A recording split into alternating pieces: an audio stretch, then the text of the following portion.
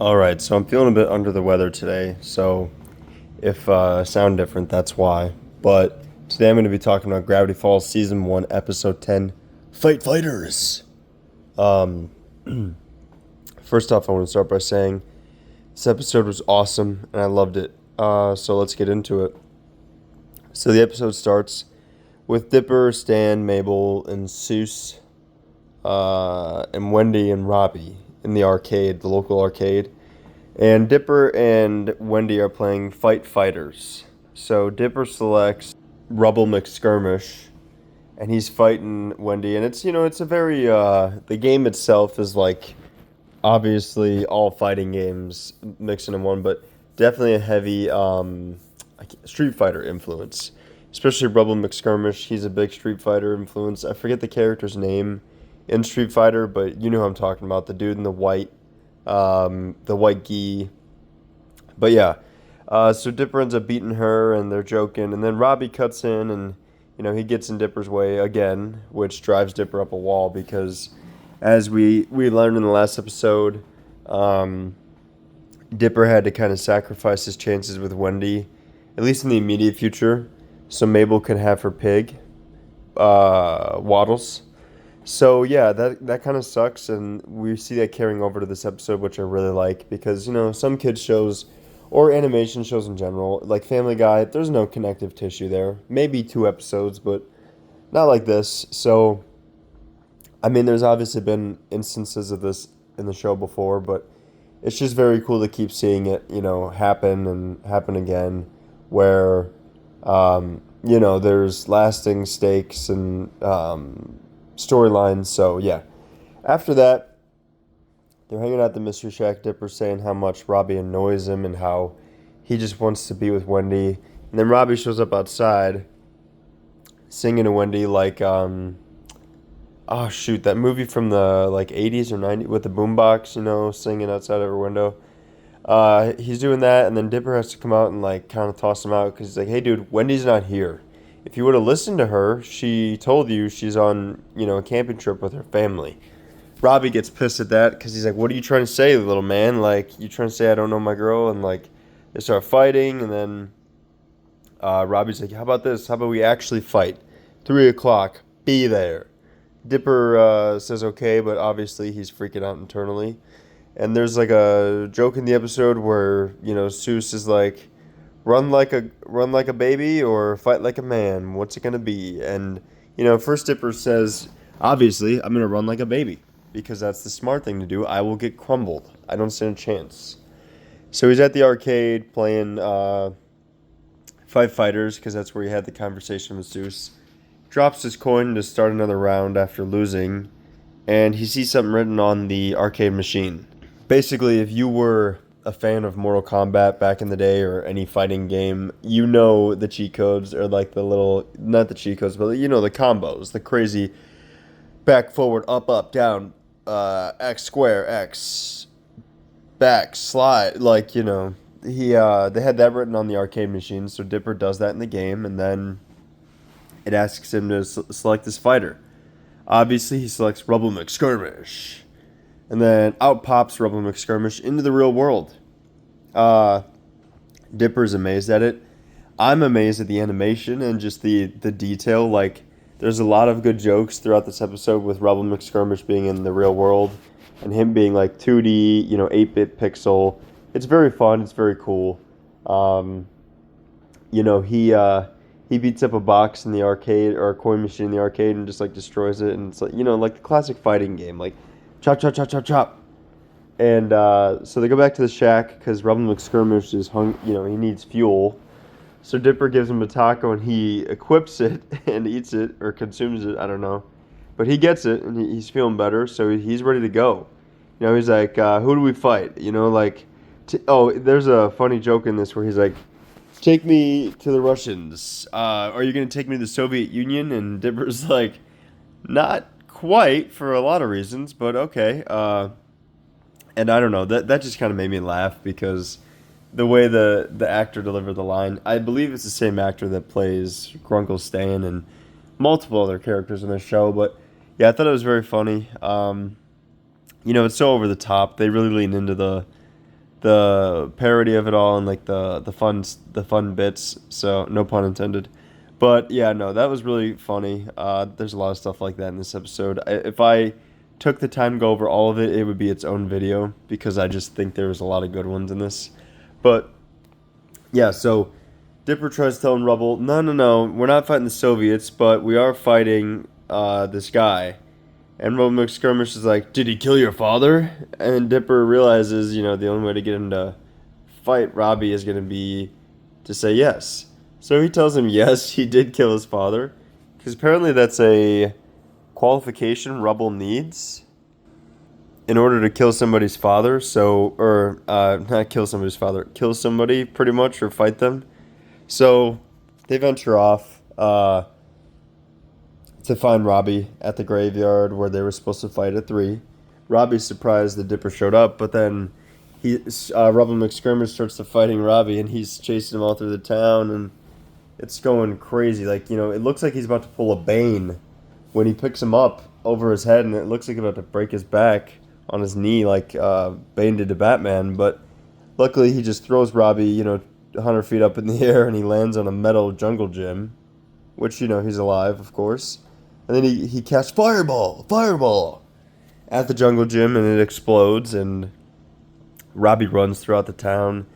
Dipper's following, and it's all chaos, and eventually they end up underneath a water tower, and this part's kind of important. I didn't really mention it because, honestly, to me, this was just kind of a side plot, and it didn't really seem that important, but in the episode, we discovered that Grunkle Stan has a terrible fear of heights, and Mabel realizes this.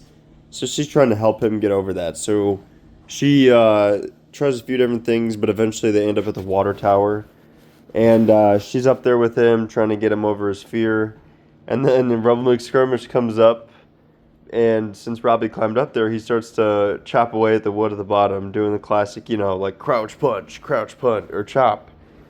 And it's just really cool seeing the animation because, I was never very good at fighting games, but I've seen a lot of them growing up, and it's just it's so accurate, it's so funny to just see all the little jokes. But yeah, the water tower is about to fall, and before that can happen, Robbie actually falls, and Rubble catches him just to finish him.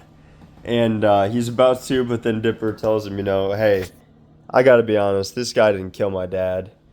And then Rubble, it's very funny. It gets into like a very cinematic cutscene, and it's like Rubble with the wind blowing in his hair saying, I can't believe, something along these lines, but like, I can't believe this.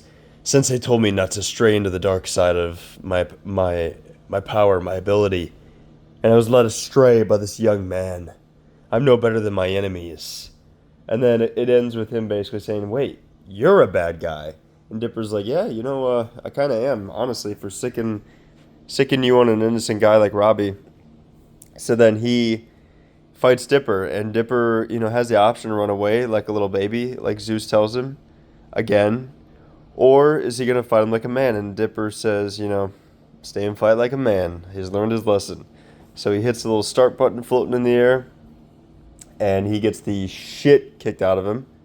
But in the end, Rubble ends up beating him without killing him, luckily. And then Dipper actually defeats Rubble by losing, because once Dipper's defeated, it's game over for Rubble, and he gets, transported back into the video game machine. Now, the funny thing with this episode is, I could be wrong, and I didn't see anything in the episode to say otherwise, but maybe there's something in future ones, but this didn't really seem like something out of the book. I mean, I know it is, because it's very weird, but it's different, because usually, something will happen, and Dipper will be like, oh, I saw this in the book, let me check that. But no, this was just, like, I don't know, this just kind of seemed like some enchanted video game. It was very, it felt very different than anything else in Gravity Falls, which is not a bad thing, but it was just different.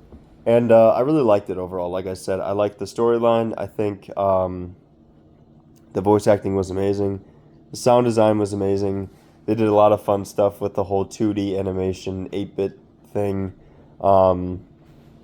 And I think the message of it was pretty good too. Like Dipper, they make it a joke in the episode, but I mean it's true. He had the choice to run like a baby or fight like a man, and In the beginning, he didn't want to, but by the end, he realizes, yeah, I'm gonna stay and fight like a man because if I keep running away from my problems, if I keep trying to find other ways to face them, it's just gonna end bad for people around me, and that's not right.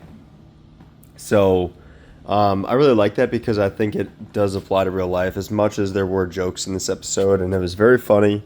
I think a lot of us have to do that, even if you're not a man. It's like, you know what they're trying to say. Like, you could run away from stuff in life and be afraid, and you could let that fear guide you. And if you do, it will lead you astray. It will just hurt you. Or you can do what's difficult, do what, what most people don't want to do, and face that fear head on and face those problems, those challenges, and be like, hey, this this is gonna stop because I'm not gonna keep running, and it's either gonna like end bad for me or end good. But the point is, it's gonna end the way I want it to, or it's gonna happen the way I want it to for the most part. So I think it's important to realize that, not just as a man, but as a person. But I talk about young men being influenced a lot on this channel, and I think it's important because I was almost influenced in a very bad way when I was younger, so it's really important to me to talk about. And Gravity Falls is such a funny show, but I'm just gaining such an appreciation for it as an adult because they find funny and fun ways to, direct messages to kids that are important, like stuff like this, and I just think it's great. So yeah. Also, something else I forgot to mention is at the end of the episode, Dipper and Robbie agree to, just hate each other like women do, and that's like a joke in this episode, which is like Mabel says, "Why don't you just be like girls and hate each other in silence or something like that?" She's like, "Guys are always fighting out in the open." So Dipper and Robbie agree to hate each other like girls, to quote Mabel, because Wendy doesn't like to see her boys fight. She calls them her boys. Um, so yeah, they strike an agreement, a Cold War pact, to use Dipper's words, and they agree to hate each other in private or in secret. And again, I think that's just a funny, really funny joke because whether you could agree or not, but in my experience, that is 1,000% on the nose. I have been around multiple girls and women who, like, you think they're best friends and they would die for each other, and then one of them leaves the room and they're like, "Oh my God, can't stand that bitch. I swear, I just wanna punch her face in." And I'm like, Jesus Christ, I didn't know you were like that. You need to relax a little bit. Like, it ain't that serious. But that's how they are, and I'm not saying all of them. I'm just saying I have seen it. Whereas guys, it's the exact opposite. It's like it's either like you're super cool or you're literally trying to kill each other. Like you're gonna fight each other, and someone's gonna either get knocked out or die. Who knows? It's Spartan rules. But that has been honestly my accurate experience with that type of stuff in life, and I think it's just very funny that they included it in this episode. But yeah, that's pretty much the episode. It didn't really do much to advance the plot of like the books and the mystery and the time traveler from the last episode, but it did do a lot to advance relationships with the characters in this world. Like specifically, obviously the main three of this one were Wendy, Robbie, and Dipper. Mainly Robbie and Dipper. And I think it's kind of fun to see where they take this because I used to just really dislike Robbie. He seemed like just a jerk, but this episode kind of gave me a new light to him, and I'm like, well, maybe he's just like, Dipper is always perving on his girl, and realistically, you know, Dipper is underage for Wendy, and Robbie is her appropriate age. She's just trying to, date her, and he's got this little twerp in his way, so I get it. So yeah, I'm excited and happy to see, kind of where they take that relationship with those two. I think it could be fun. But, until then, I guess we'll have to wait and see. But yeah, that's pretty much all I have to say about this. If you guys agree or disagree, let me know in the comments and, let me know why. These are just general recaps and reviews.